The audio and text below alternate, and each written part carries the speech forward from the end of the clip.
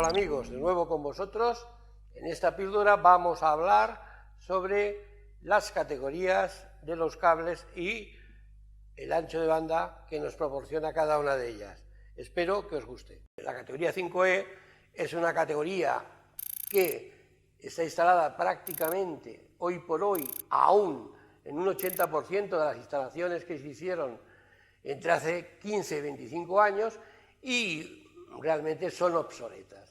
Y pensando que esta categoría va a tener que desaparecer y en todas aquellas empresas e instituciones que renueven su cableado, de hecho ya algunas lo están haciendo, lo que se hace es colocar otro tipo de categorías. Mínimo, pensad que la categoría que tendríamos que utilizar y que de hecho, pues tal como os enseño en el gráfico, va a ser aproximadamente un 76%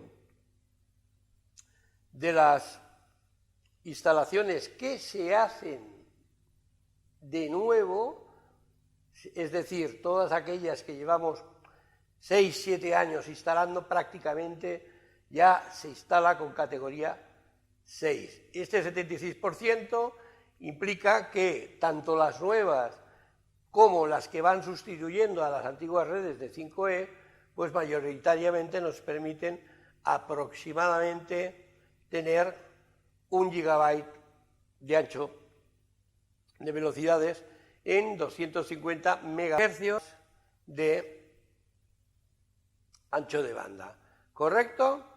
Bien, a partir de ahí, ¿qué más hemos de ir pensando en tener? Pues bueno, la categoría siguiente, que es la categoría 6A, esta categoría nos permite aumentar por 10 la velocidad de transmisión y el ancho de banda es de 500 MHz, con lo cual, bueno, estamos ya pensando realmente en el futuro.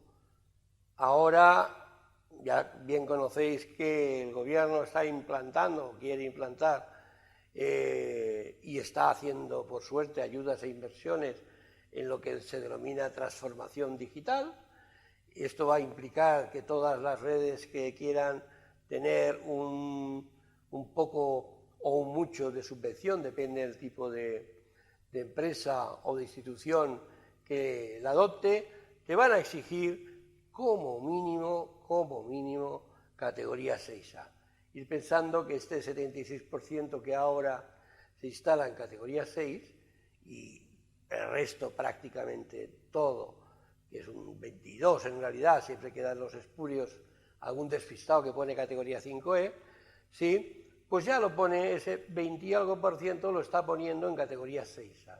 Bien, pensad que en 2-3 años ese porcentaje se va a invertir, de tal manera que el 76, 77, esperemos que algún día el 100% de redes se va a hacer con cable de categoría 6A.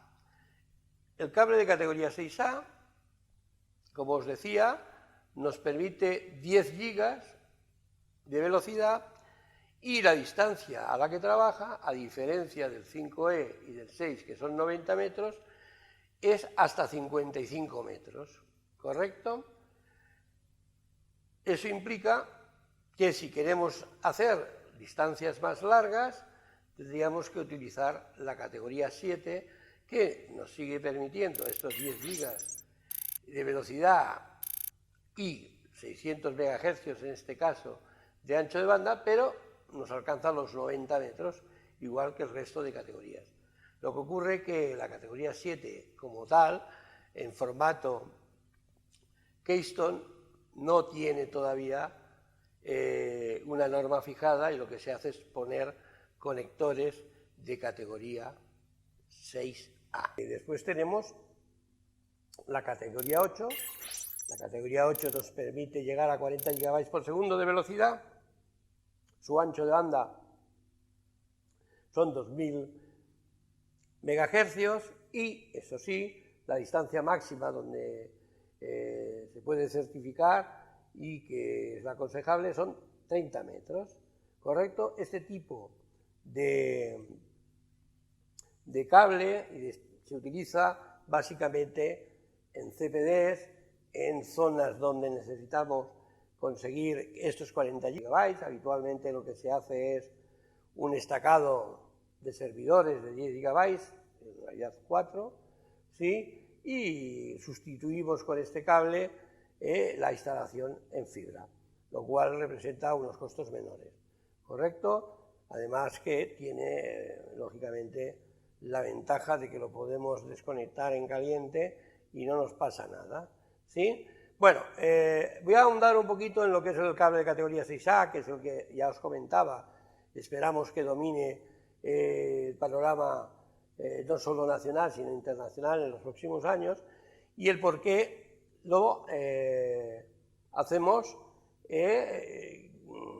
hasta 55 metros. Aquí se demostró, gracias a que se ha cambiado la topología antigua en cuanto a las instalaciones. Pensad que hace 20 años, 18, 17, la electrónica de red era muy cara y entonces se optaba por tener un único centro en una instalación y desde ese centro, o rack principal, para entendernos, se enviaba a todas las tomas de usuarios directamente el cable sin pasar por ningún otro punto. Esto hacía que las distancias de los cables fueran muy altas y, lógicamente, esto iba en perjuicio del rendimiento de los ordenadores que estaban a otro extremo.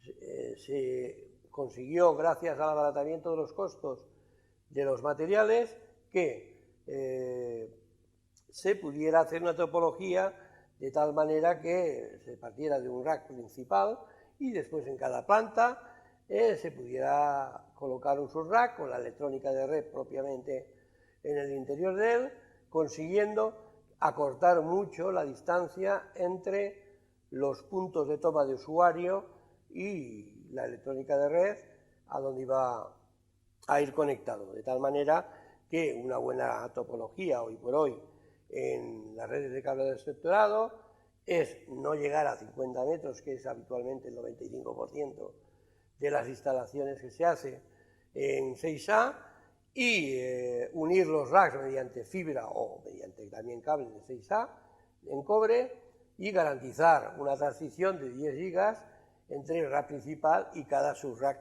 que haya en planta o en distintas zonas. ¿Con esto qué hacemos?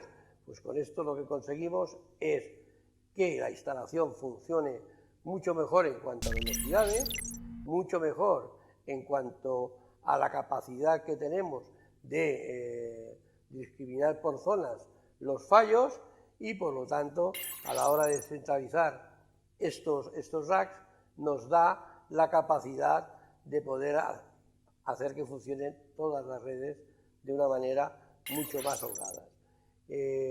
Por hoy vamos a acabar aquí esta píldora y continuamos en el próximo capítulo.